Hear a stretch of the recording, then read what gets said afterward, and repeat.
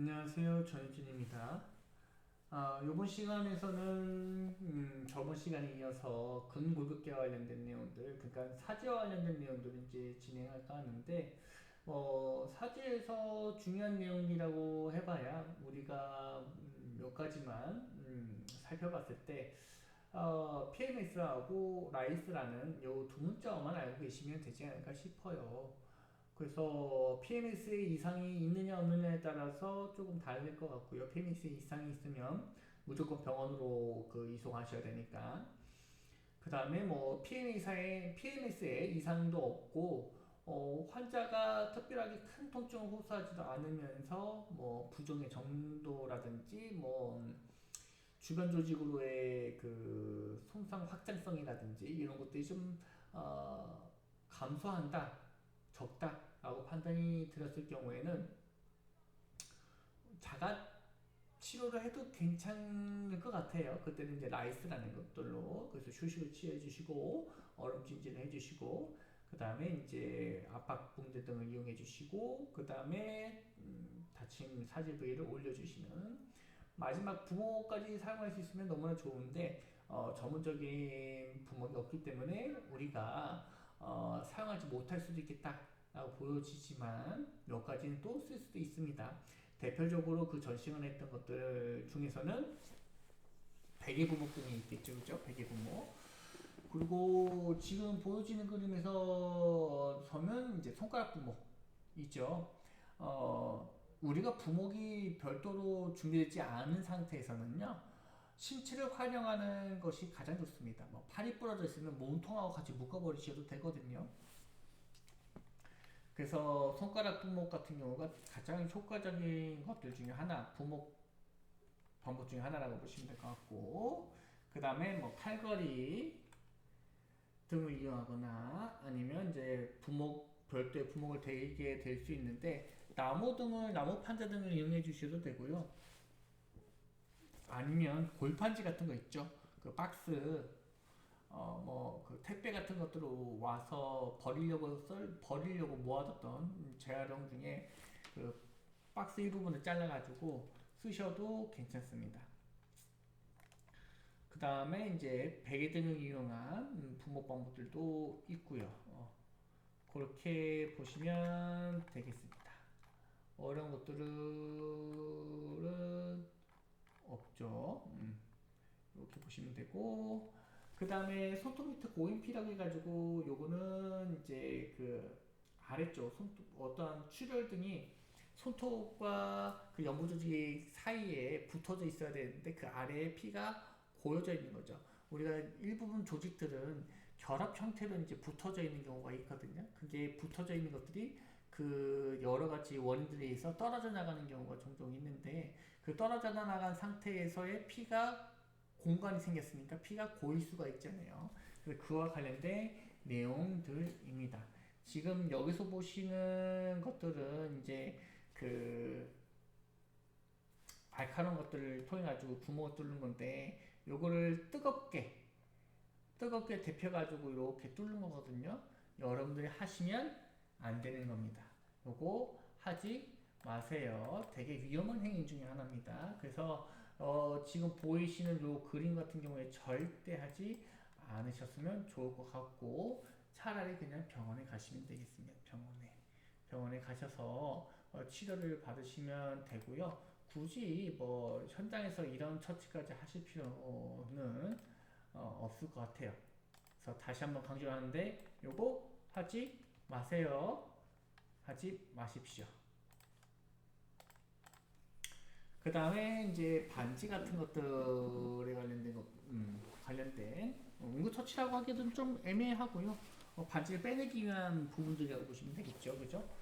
이런 물질들 어느 정도의 저항성을 마찰력을 줄여줄 수 있는 물질들을 활용해서 반지를 제거해 주시면 될 것 같고 만약에 부종등이 같이 동반되어야 되는 상태일 경우에는 부종을 감소시키기 위한 이런 찬물이나 얼음주머니, 얼음 등을 대가지고 부종을 감소시키고 난 이후에 반지를 한번 제거를 해봐라 라는 이야기를 해주고 있고요.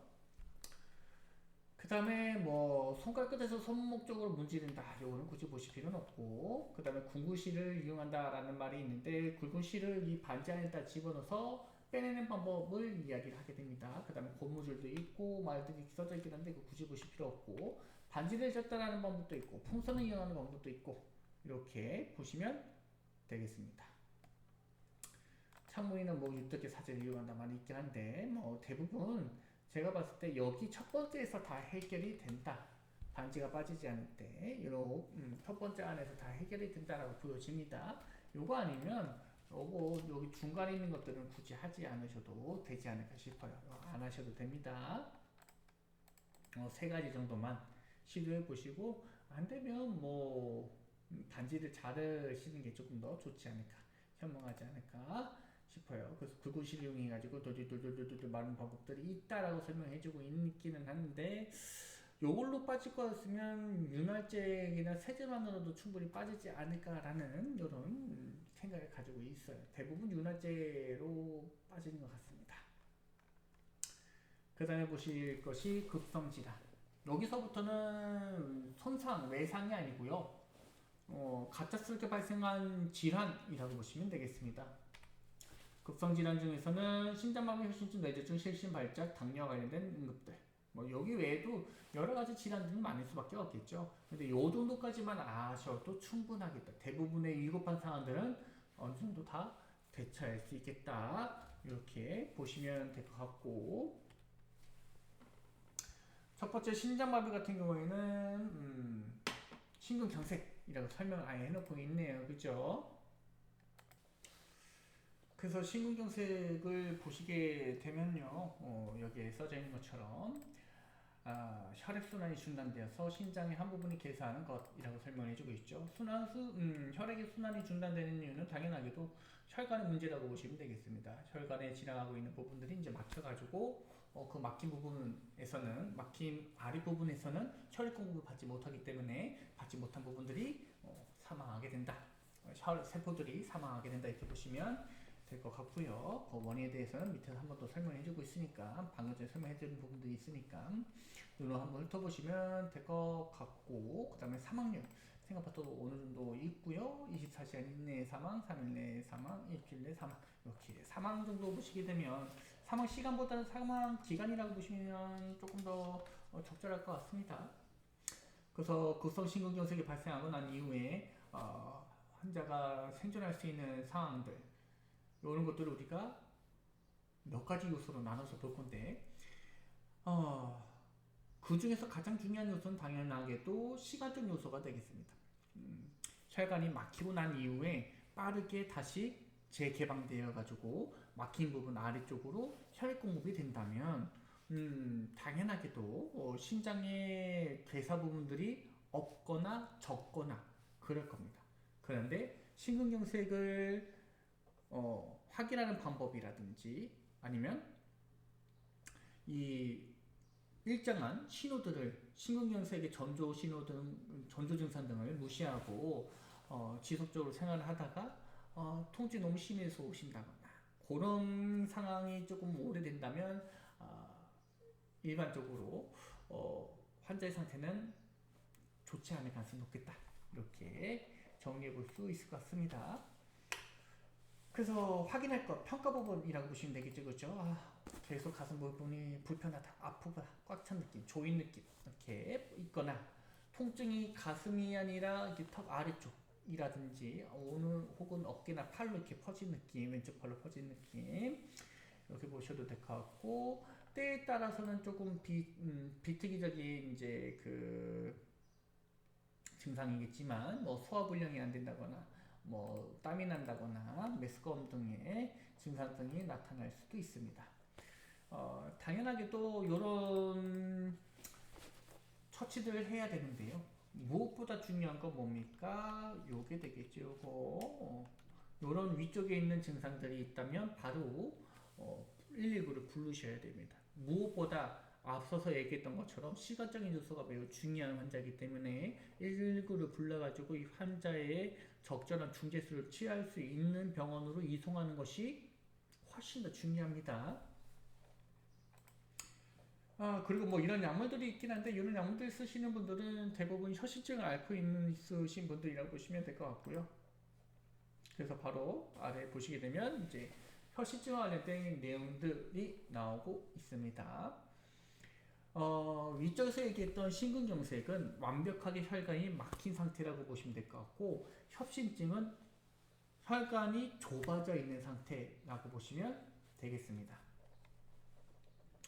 그래서 심장이 과도한 일을 해야 되는 이런 운동 같은 것들, 아니면 스트레스, 노출, 찬바람에 노출되거나 음식물 섭취 등이 이제 이렇게 활발하게 움직여야 되는 상황이 일어나게 된다면, 심장이 활발하게 움직여야 되는 상황이 일어나게 된다면 당연하게도 요구하는 산소량은 많아질 수밖에 없고, 그 많아진 산소 요구량을 제공하기 위해서는 혈관이 정상보다 조금 더 넓어지고 많이 제공해야 되는데, 하필이면 혈관도 좁아져 있는 상태.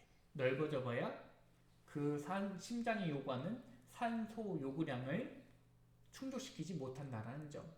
그래서 심장이 산소가 부족해라는 신호를 통증으로 보내게 되는 거죠. 협심증에서는 이렇게 종류별로 안정형, 이형성, 불안정 이렇게 있긴 한데 종류까지는 완벽하게 아실 필요는 없어요.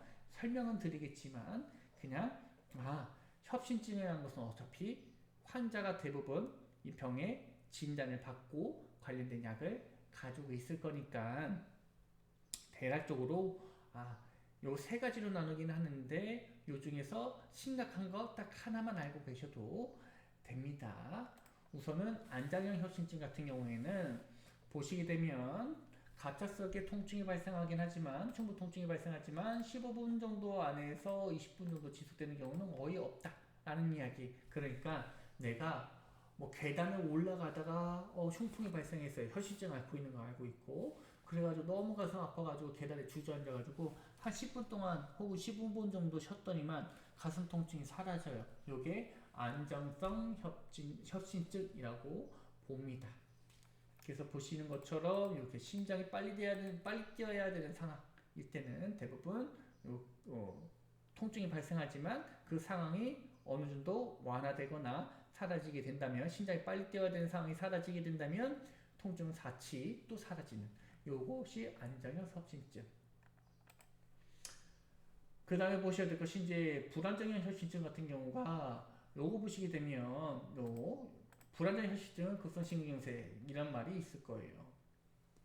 무슨 말이냐면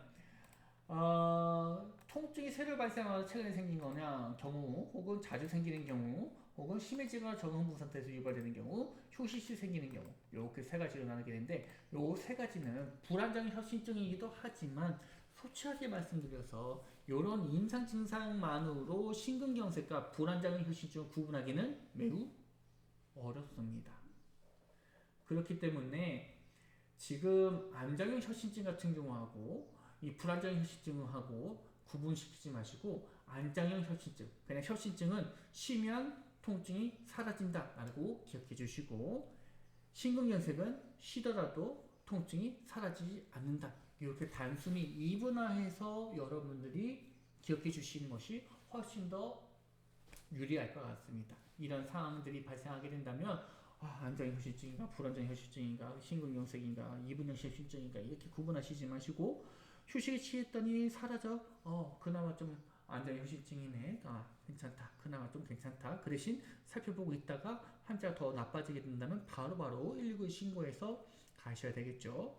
환자가 10분 쉬었는데 10분, 15분, 20분인데도 통증이 사라지지 않고 계속 식은땀을 흘리면서 통증, 가슴 통증을 계속 호소한다? 그럴 경우에는 뭐 불안정형 협심증인지 심근경색인지 구분하실 필요 없이 그냥 119 불러서 빨리 가셔라는 겁니다.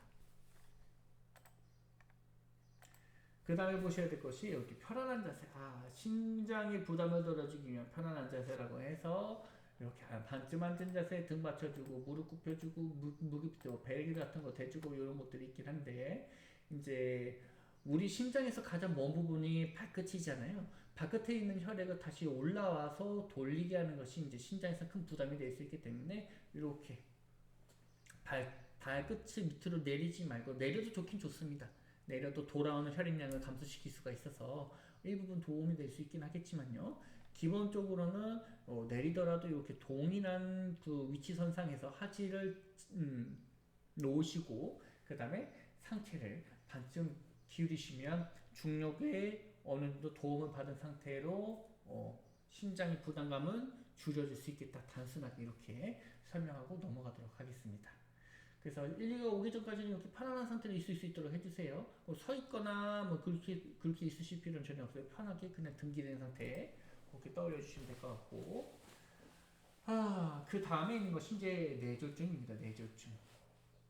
뇌졸중 같은 경우가 조금 많아지는 것 같긴 한데, 우리가 그 전에 심근경색 같은 경우는 심장의 혈관이 막힌 거라고 보시면 되는 거고요.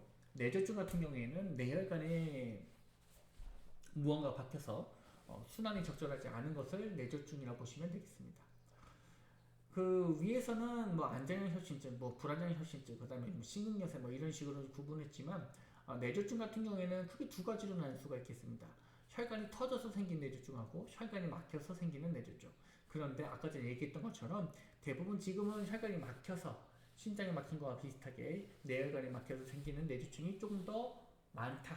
옛날에는 터진 게 많았다면 지금은 막힌 게 더 많다라고 보시면 되겠습니다.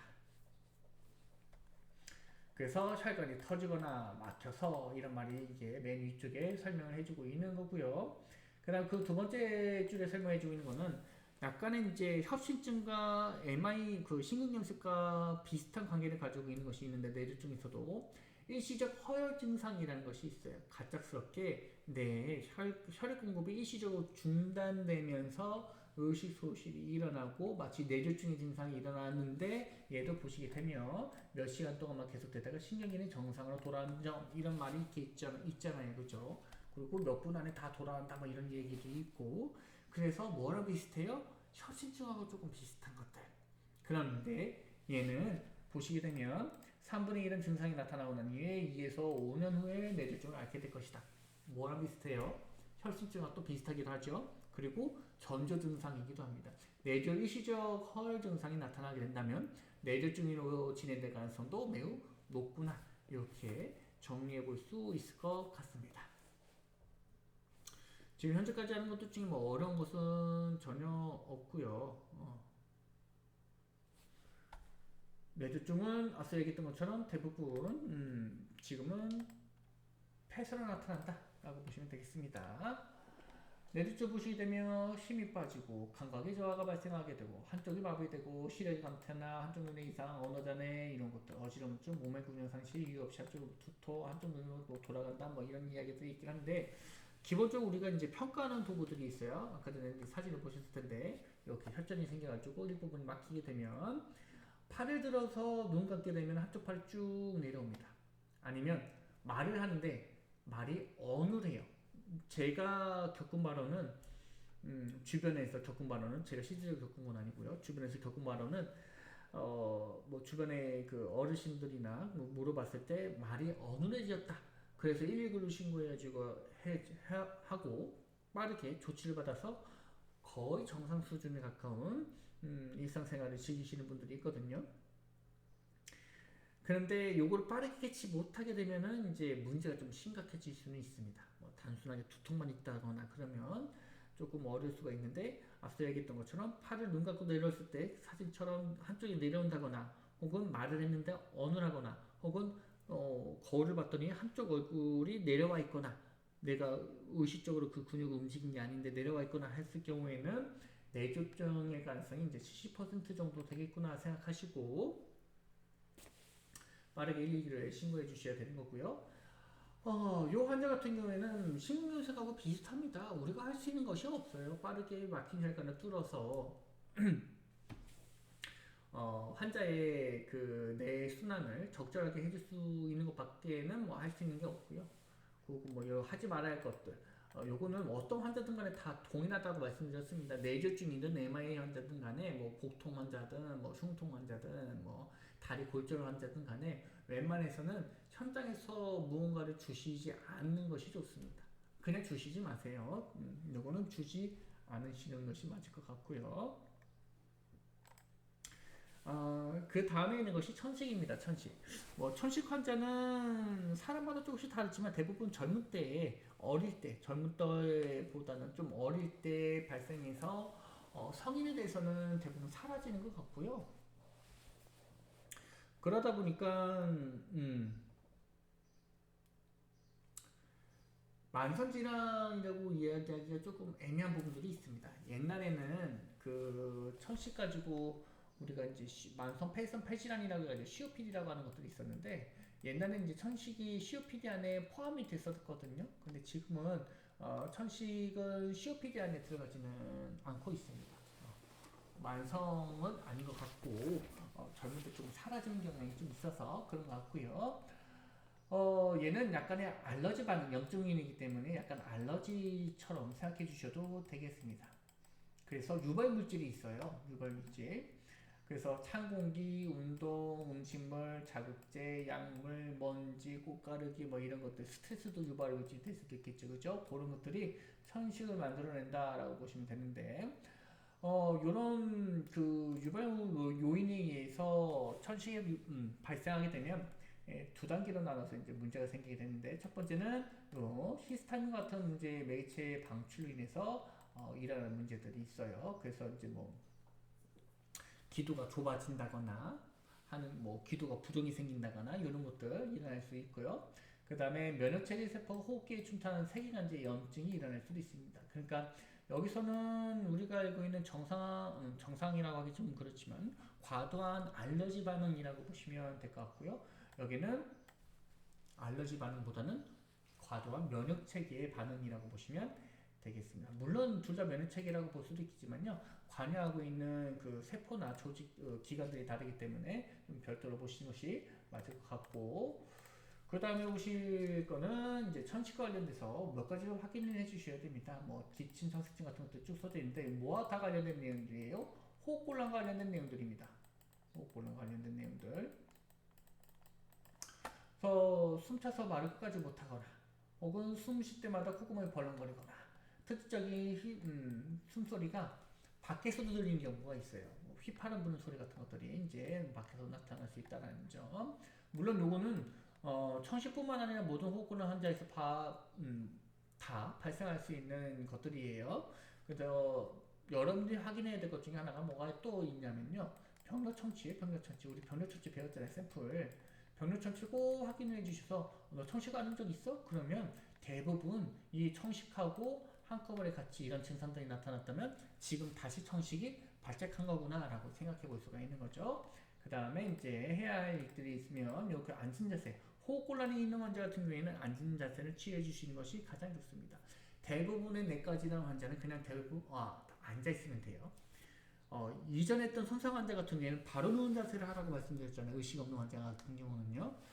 내과 질환 환자 같은 경우에는 의식이 있다면 앉은 자세 이게 가장 좋고요. 없어도 호흡곤란이 있다면 앉은 자세 이게 가장 좋습니다. 그리고 그 아래에 있는 내용들은 뭐 약 있으면 먹으면 더 좋으니까요. 약 한 번 더 먹으면 좋을 것 같고 그 다음에 과호흡 혹은 과다호흡 증후군 뭐 이런 것들이 있을 수가 있는데 이 과호흡은 상황에 따라 좀 달라지겠지만 그 특정한 연령대가 있습니다. 젊은 20대 여성 뭐 이런 식의 그 환자라고 하게 되면 환자 집단을 조금 특정할 수 있거든요. 그렇다고 해서 뭐 무조건 젊은 여성에만 나타나는 것이 과호흡이라고 볼 수는 없고요. 어, 이제 제가 말씀드린 이 특정 집단의 그 상황들을 보게 되면 젊은 여성 스트레스 상황 세 가지가 겹치게 됐을 때 이 과호흡 증후군이 나타나는 것 같습니다. 확인해야 될 것들이 이제 여러 가지가 있는데 너무 숨을 빨리 쉬다 보니까 오히려 산소 공급이 적절하게 되지 않은 경우들이 있어요. 그래서 어지러움증, 현기증, 신경계에 가장 많이 나타난다고 했어요. 특히 뇌 같은 경우가.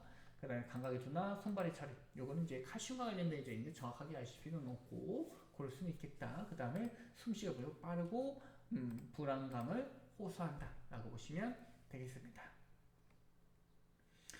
보시게 되면 해야 될 일이라서 편하게 해주는 거 스트레스 상황 조금 어느 정도 벗어나게 해주는 거 이게 가장 중요할 수도 있고요. 그 다음 배의 근육을 이용한 호흡을 유도 그러니까 스스로 호흡을 어느 정도 조절할 수 있는 환자이기 때문에 배로 복식 호흡 한번 해보세요. 배를 쭉 내밀어서 숨을 쉬어보세요. 이렇게 해서 억지로 강제로 호흡수를 조절할 수 있도록 유도하는 것이 중요할 수 있겠다. 이렇게 해서 이제 가호까지 마무리 짓고 이번 시간에는 마치도록 하겠습니다.